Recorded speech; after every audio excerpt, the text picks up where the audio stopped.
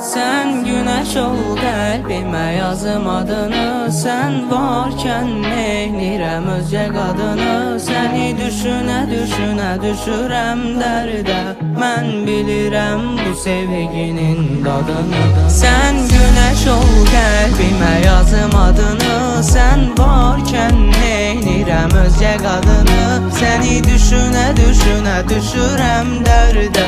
Ben bilirem bu sevginin tadını.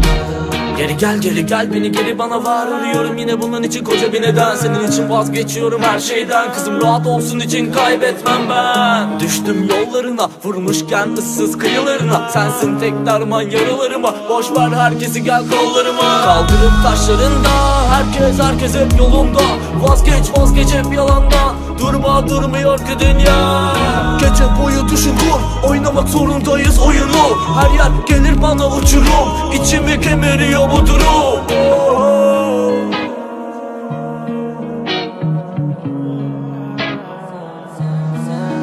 Sen güneş ol kalbime yazım adını. Sen varken neylirem özce kadını. Seni düşüne düşüne düşürem derde. Ben bilirem bu sevginin dadını. Sen güneş ol kalbime yazım adını. Sen varken neylirem özce kadını. Seni düşüne düşüne düşürem derde.